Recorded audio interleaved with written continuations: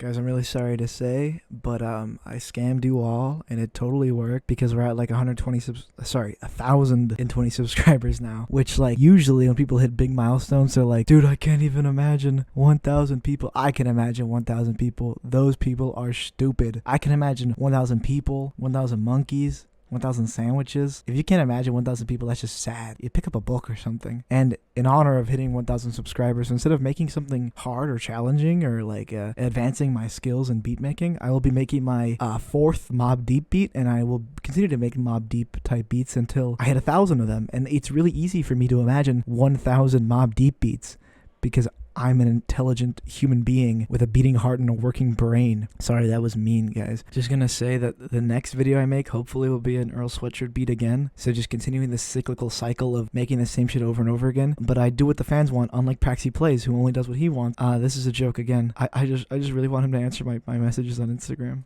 I will be teaching you everything I know about Mobb Deep beats, because I've been doing them for like 3 years or now. The infamous, I talked to people on my Discord server about this, by the way. Join the Discord server. There's some really cool guys. There's people in there that make better beats than I do, which is like impossible to believe, right? But I was talking to them, and Infamous is in fact the best 90s rap album. You can't beat the Infamous. So I recommend to find a sample for this. Look jazz and soul. Yes, between 50s and 60s, kind of. For soul, you want to find something dramatic. For jazz, you want to kind of find pockets and something slow. Like, it's hard to find those kind of jazzy Mobb Deep samples because of, they're famous for stuff like Shook Ones and Hell on Earth, where they distort the piano sample so much that it's unrecognizable. But you'll find it eventually. Just keep messing with stuff. You'll find something. Here's what I found.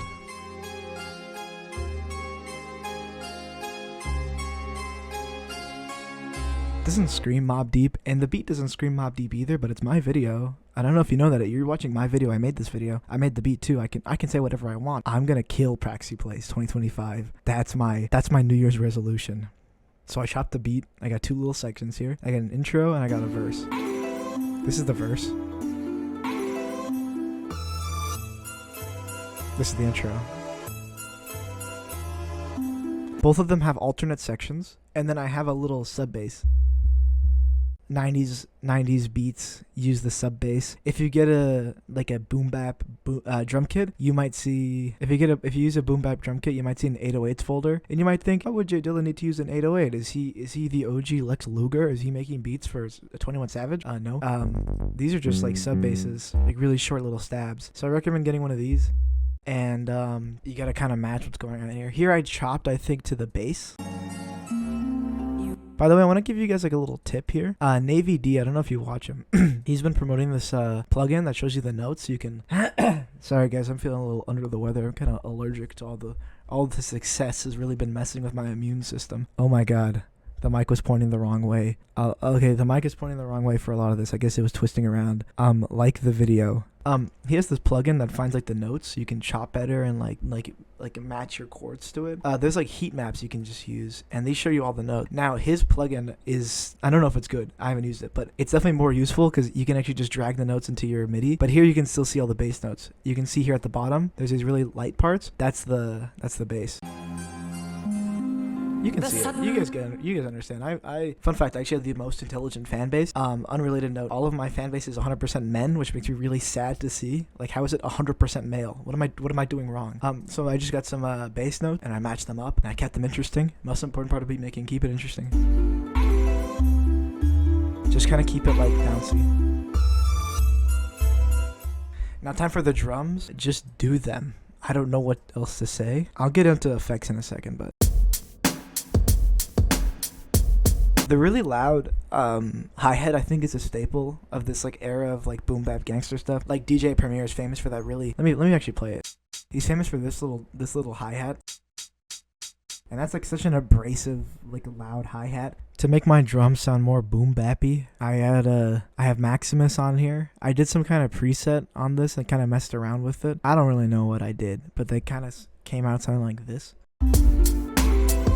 And then, as you can see here, I routed it to another track, and this track has Fruity Limiter. I don't know why it has Fruity Limiter. Oh, okay. This track has Fruity Limiter and reverb. Basically, I'm routing the track into itself and then having itself cut out itself, if that makes sense. You can see it cuts itself down. So this track really just has a lower level of reverb, but also like has that bigger space because it's getting kind of cut out. This is like, I think JPEG Mafia does something like this on one of his beats. I don't know. But I'll show you guys an example because I do that on this channel. I show you guys examples. You can hear on this song. Mobb Deep does that kind of trick where they'll route a drum sound to another track and they'll put reverb on that. Usually it's a snare, as you can see here. You can hear it's like I don't know how to do a snare with reverb. You guys ask way too much of me. Oh, make another Earl Sweatshirt beat. I can't. And as you could hear on this song, the drums are kind of robotic. I feel like sometimes they're played by hand. What I do here isn't a Mobb Deep technique. It's just a thing I did. I programmed these drums in the machine, and these ones I played by hand, as you can hear, because they're offbeat. So I kind of just alternate between them. So here's the live played stuff, and then programmed. And then live played. I don't know, it's just like a little extra thing. And even later, just for some extra texture and more gangsterness, I did like a lower pitched, harder hitting hi-hat. It almost sounds like a snare. And down here you can see everything's kind of tuned around. I keep most of the things in the right ear. Don't ask me why. I did this a while ago, guys. I'm really sorry. You know, it's just a very simple beat. Like, this whole thing should be able to be made in an MPC. Shouldn't have that much complexities in it. Complexity has its place. Like that TV girl beat has a lot of complexity, but this one is like very simple. This last bit I did is definitely not a Mobb Deep thing, but it just sounds cool. I did a little volume envelope that like cuts out the song.